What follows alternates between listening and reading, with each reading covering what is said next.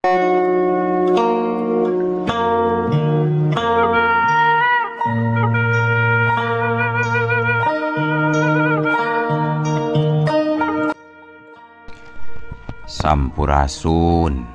Wadia Balad ATE official di mana wae ayana. Alhamdulillah wa syukru ala ni'amillah.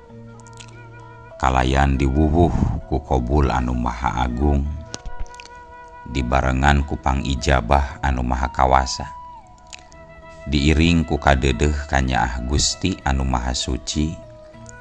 Urang ayeuna dugi kadanget ayeuna masih keneh tiasa ditepang dangukeun deui dina acara anu matuh kamemet urang sadayana.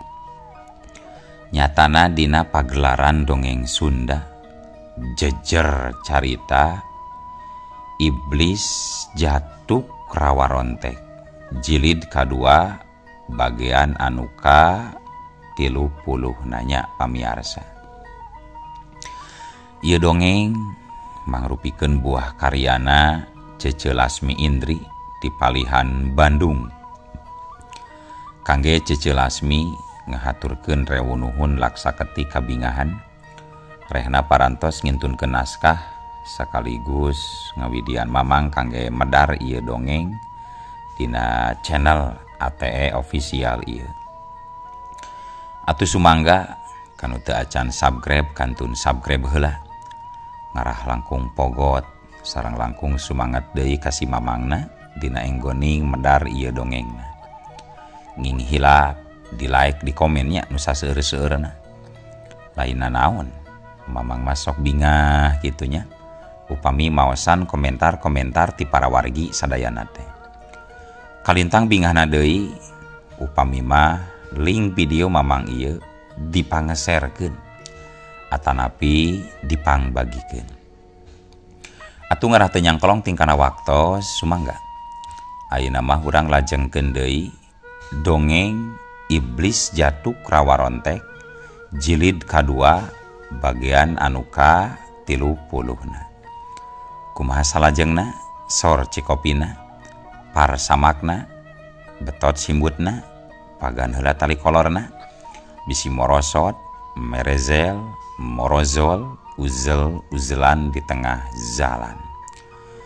Tumpak dung dung tes.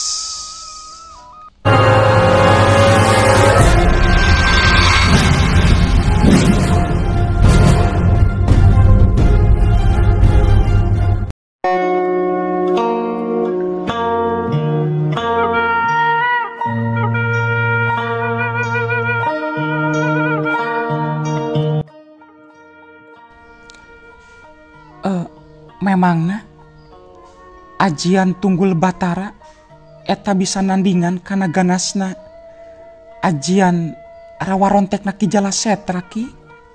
Tanyaan Dewi. Nya pasti bisa atuh Nyai. Nu can pernah ditalukeun ku Ki Jalasetra di Tatar Sunda teh nyaeta Prabu Siliwangi. Lamun di Tatar Wetan mah anu can pernah ditaklukeun ku Ki Jalasetra teh nyaeta Nyi Konde Gunung Lawu. Prabu Siliwangi jeung Nyi Konde ditambah maranehanana sosobatan beuki berat wae pikeun si Jalasetra pikeun ngelehkeun eta dua jago. Ayeuna urang guar saeutik gerak ngeunaan ieu ilmu Tunggul Batara. Mangga ki mangga. Sok regepkeun ku ilaing bocah. Sagala rupa hal anu aya di ieu alam dunia pasti kabeh oge aya sumberna atawa aya intina. Hyang Widi nyiptakeun hiji perkara teh nyieun sumberna heula. Tina sumber eta kakarak dijieun anu lain-lainna. Oh, kitu ku tante geuning ki. Gandeng ulah waka motong omongan dewek deuleu bocah. Oh, mangga lajeng ki lajeng. Jalma henteu jelig aya kitu wae. Pasti ngaran jalma eta teh aya sumber. Nya indung jeung bapa. Nini aki uyut terus kadituna. Kakacauan moal aya kitu wae pasti aya sumberna masalah. Seuneu di alam dunia oge sabenerna aya sumberna, lain diciptakeun di dunia eta seuneu teh. Tapi nyokot tina sumberna di ditu. Alam jagat raya oge henteu diciptakeun kitu wae ku Sang Hyang. Tapi nyerep tina sumberna nyaeta Sang Hyang cahyaning sejagat.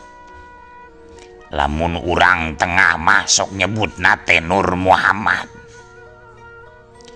Nya kitu deui katang Tuhan takdir oge teu langsung kitu wae. Tapi dicatat dina tunggul teraing semesta. Lamun cek bahasa dina kitab langit mah disebutna Lauh Mahfuz. Nya kitu oge soal kekuatan, soal kasaktian, sihir, teluh kadijayaan jeung anu liana. Eta sakabe oge pasti aya intina, aya sumber tunggalna anu ngaranna Sarwa Niskala Tunggul Sagati. Eta Sarwa Niskala Tunggul Sagati teh mangrupakeun sumber kasaktian kadijayaan. Ieu sumber awal kekuatan anu diciptakeun Hyang Widi pikeun di alam. Diuli ku makhlukna, ilmu-ilmu kajayaan oge nyerep nama kadinya kana Sarwa Niskala Tunggul Sagati. Anu jelas Sarwa Niskala Tunggul Sagati ayana lain di dunia, tapi digantung antara langit jeung bumi. Anu hayang ngawasa kana Sarwa Niskala nyaeta si Raja Iblis Ajajil. Ngan moal bisa sabab aya nu ngajagaanana.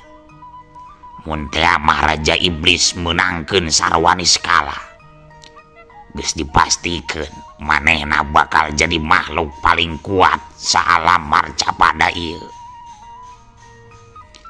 Sarwa Niskala moal aya nu bisa menangkeun sagemblengna, nu bisa dilakukeun ukur nyerep sabagian saripatina, saperti ajian-ajian kapahing zaman wiwitan. Eta teh hasil olah nyerep tina Sarwa Niskala Tunggul Sagati. Nya kitu oge ajian Tunggul Batara. Eta oge serepan langsung tina sumberna tina Tunggul Batara. Kadituna dikembangkeun deui jadi rupa-rupa ilmu. Tah kitu bocah. Be ambe kitu ku tante jujutanana ki. Andewi olohok bengong.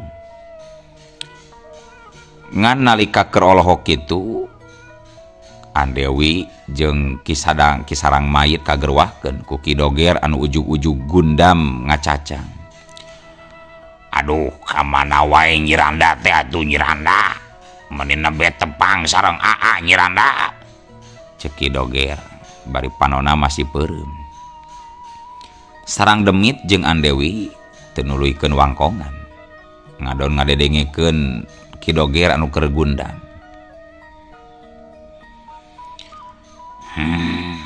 Kumaha bocah?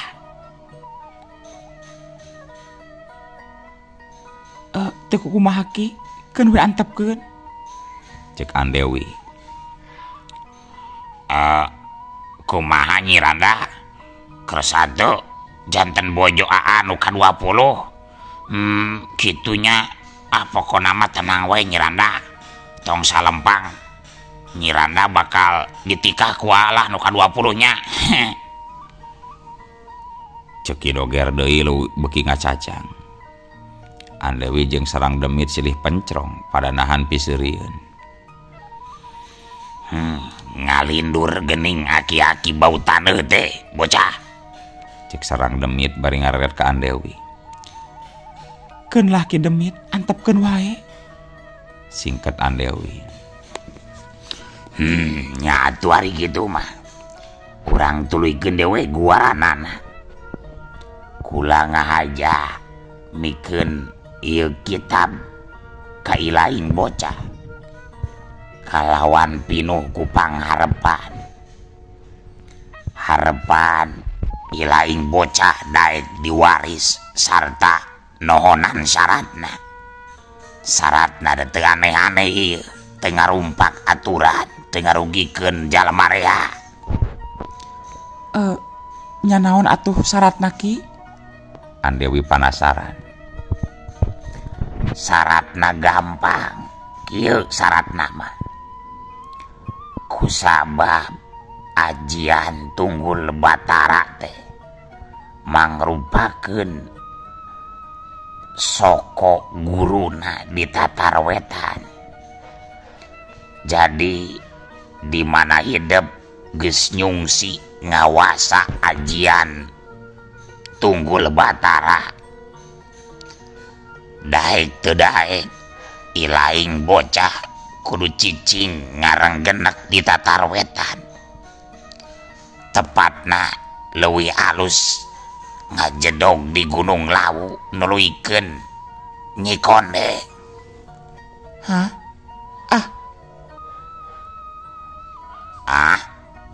Embung Aama embung kaleuweung. Aama hoyong ngiring cicing we di metoha embung kaleuweung. Celetuk Ki Doger masih gundam ngalindur. Andewi jeung Ki Sarang Demit silih pencerong deui. Ai sugan teh geus beres eta aki-aki juri galindurna teh, geuning masih kene manjang. Keun bae, antepkeun lah Ki. Tong di Bandungan teuing mata clear aki-aki eta mah. Cek Andewi merkesel.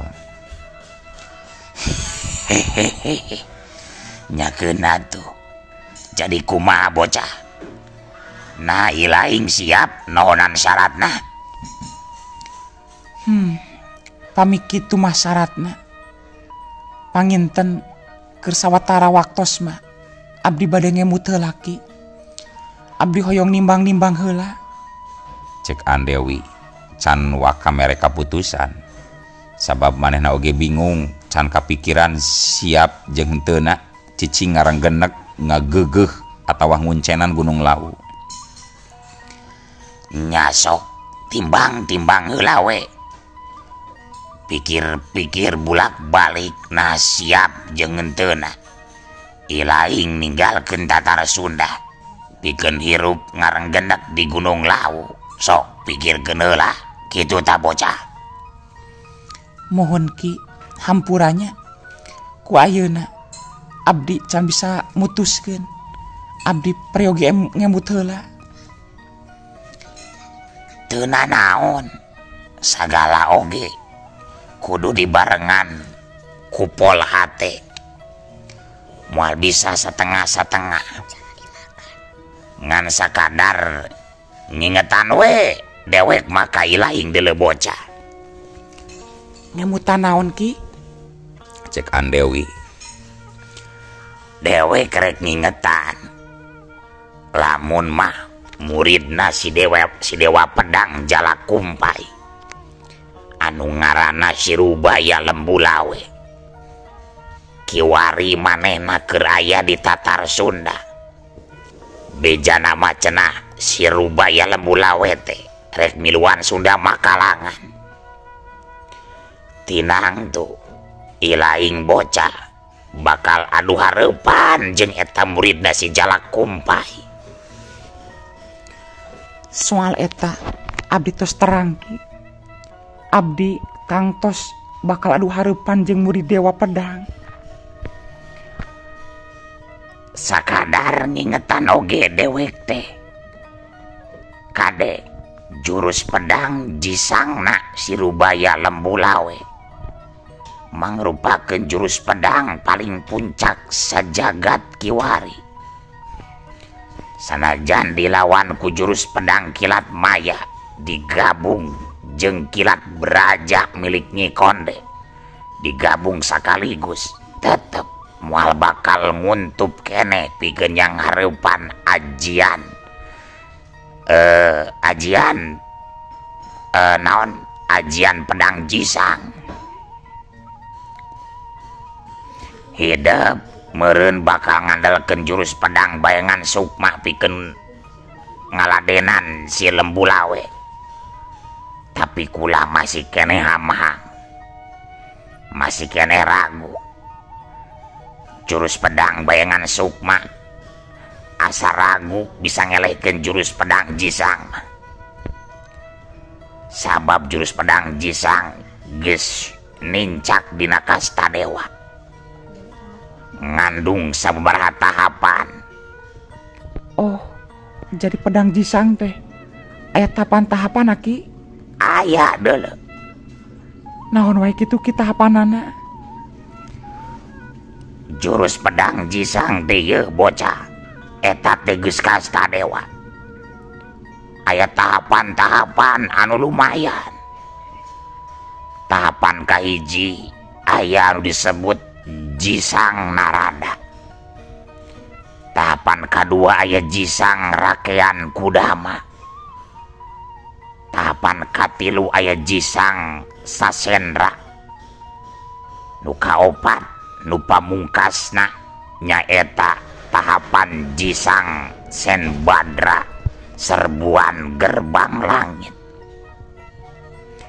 Jadi nimbang soal eta kula ngahaja mikeun ieu kitab anu eusina ajian Tunggul Batara, ngahaja ngarah ilaing bocah nyungsi eta ilmu pikeun ngimbangan jurus pedang jisang di mana wae engke jadi patelak ilaing jeung Sirubaya Lembulawe. Tapi kumaha hidup we ketang eta mah mun masih bimbang ngalap aji Tunggul Batara teu nanaon. Ngan sing sabisa-bisa we engke di mana hidup ilaing bocah jadi adu hareupan jeung Sirubaya Lembulawe. Hati-hati sabab kilat maya kilat beraja jeung ajian pedang bayangan sukma cangtang tumahi ngalawan kagarangan pedang jisang anu satahap jeung pedang dewa. Atuh cobian we gerak ku jurus geprek coet nyi. Raos ku eta mah gerak dirojok taku mutu nyi. Celetuk Ki Doger masih kene ngalindur. Ai. Nah Ki Doger teh ngalindur ke naon cenah? Bet bisa nyambung kana obrolan urang duaan bocah. Cek Ki Sarang Demit merong kaheranan. Keun wae lah Ki, ulah ting diwaro. Keur nyaring atawa keur sare oge eta aki-aki teh matak seniwan di Bandungan teh Ki. Oh gitu. Keun wae atuh. Geus adatna kitu meureun. Nya tuh jadi kumaha kaputusan hidup teh? Kumaha kacendekanana bocah? Sakumaha anu disaurkeun nembe abdi bakal ngemut-ngemut heula upami syaratna abdi kadah matuh di tatar wetan maki. Nya heug atuh. Pek pikir-pikir heula we sing asak. Ngarah dinaderna oge teu asa kapaksa. Ngan ari harapan kula mah ilaing teh daek diwaris aji Tunggul Batara. Lain harapan deui tapi dewek nenden harapan gede ka ilaing teh deuleu bocah. Maksudna? Andewi kerung can ngarti. Maksudna kula neundeun harapan gede ka hidup supaya gancang nyangking tunggul Batara gede pisan harapan dewek ka lain teh deuleu bocah. Harapan ageng kumaha maksad Ki Sarang Demit teh? Kieu Andewi, ilaing oge meureun tanda tanya. Nah naon sababna wujud kula bet jiga mait hirup kieu, awak baruruk pinuh ku bilatung. Andewi gideung sanajan manehna panasaran jeung hayang nyaho kana sabab musabab wujud Sarang Demit jiga kitu ngan teu wani pok wae lamun rek nanyakeun teh. Kieu asal muasal mah deuleu bocah. Kumaha Ki? Cik kumaha cenah? Sok geraguar sagalana. Nya geraguar duh. Sok gera betekeun sagalana ka Nyai sok gera bukakeun nyi. Celetuk Ki Doger deui ngalindur leuwih parah. Sarang Demit ngadelek sakedeung ka Ki Doger bari gogodeg pok nyambung deui guaranana. Kieu Andewi, sabenerna umur kula teh geus aya kana 150 tahun leuwih. Lamun dibanding-banding mah dewek teh saumuran jeung Nyi Konde Gunung Lawu mun masih aya keneh mah. Waktu harita mangsa kula keur memeujeuna ngora buta tulang buta daging. Hiji waktu kula kagembang ku hiji wanoja anu geulis ka wanti-wanti edah kabina-bina. Rupana geulis rancunit sampulur hade tangtung. Kula katarik ati ka pentang rasa tah ku eta awewe. Bener-bener katarik ati teh lain bobohongan. Cohagna mah kula teh meh kagegeloan ku eta bikang. Kula pernah negrakeun eusi hate ka manehna ngan hanjakal meunang tampikan bari karasa nyeri kana hate. Kula ngarasa perih batin. Tidinya kula ngunek-ngunek neangan cara supaya manehna takluk jeung daekeun ka dewek deuleu bocah. Nya tungtungna kula teh ngaji nyungsi ilmu hideung ka saurang dukun sakti. Muhit ilmu pelet asihan korod. Ngan syaratna teh kudu luas numpakan 7 layon awewe. Mimitina mah kula teh mugen embung hoream teuing. Asa palias teuing kudu numpakan mayit bikang sagala. Meureun tiis genteul karasana oge. Ngan kulantaran kasedek ku nyeri hate kene. Ditambah si wanoja anu ditaksir ku dewek teh jol dikawin ku lalaki sejen. Nya akhirna kula teh nyubandanan kana eta syarat. Harita kula mimiti ngalaksanakeun syarat tina eta ilmu. Di mana anu maot saurang awewe. Pasti peutingna kuburanana digali ku dewek tuluy di sarean.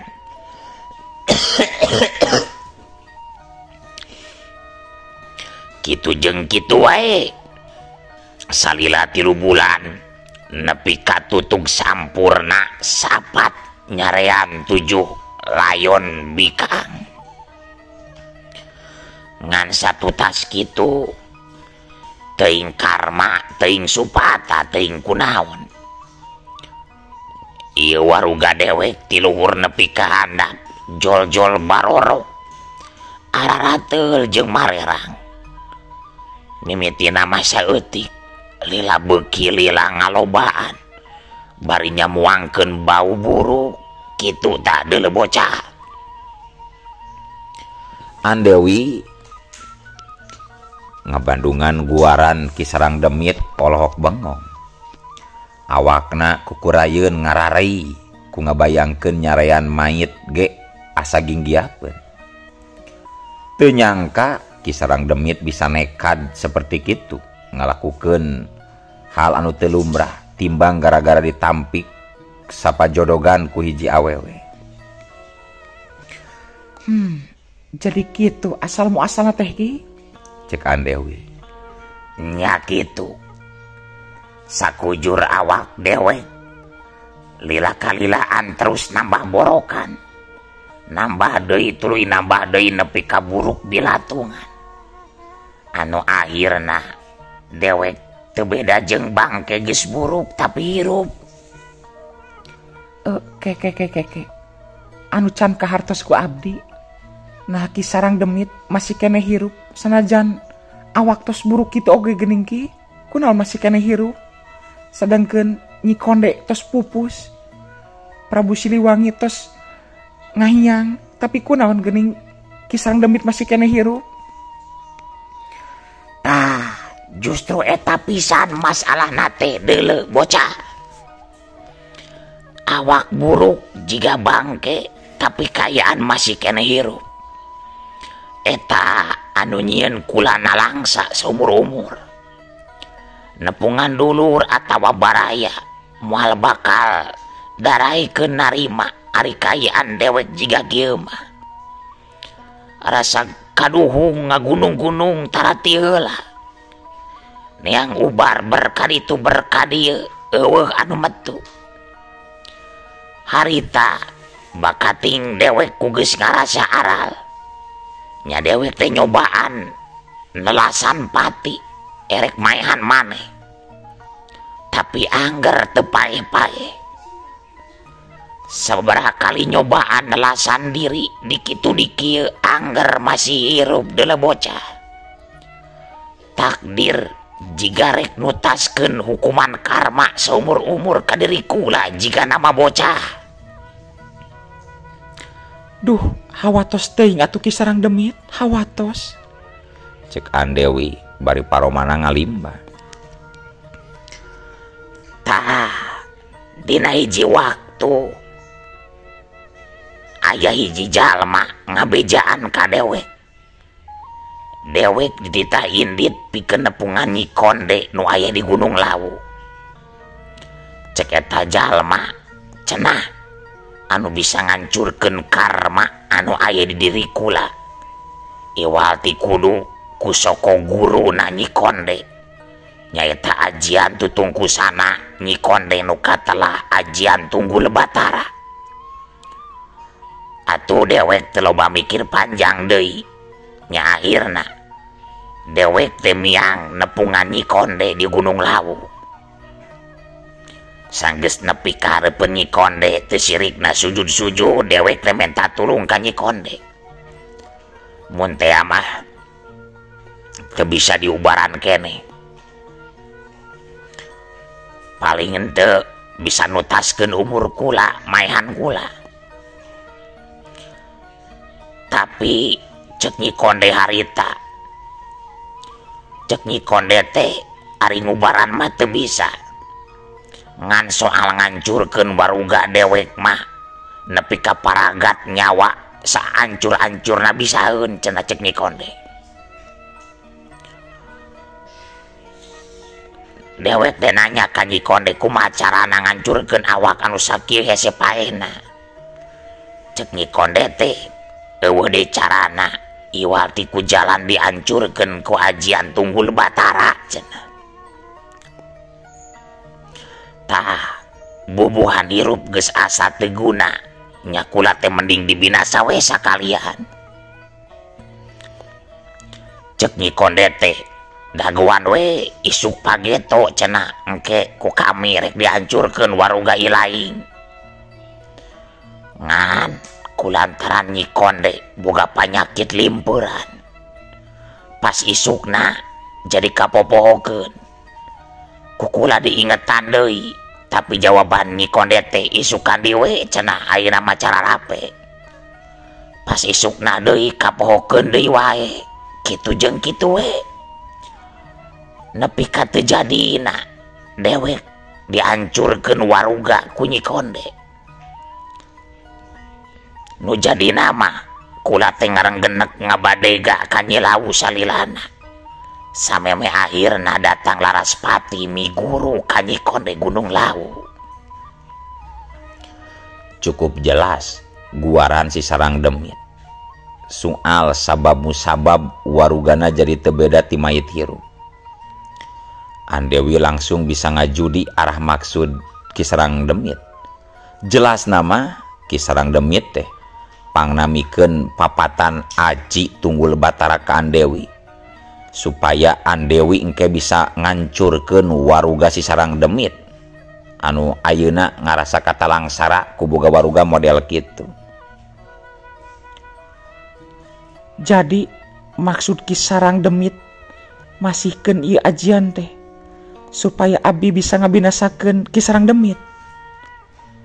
Nya kitu pisan. Teras Lain teras dulu. Waktuna geus beak. Olo waktosna kabujeng seep wadia balad ATE ofisial.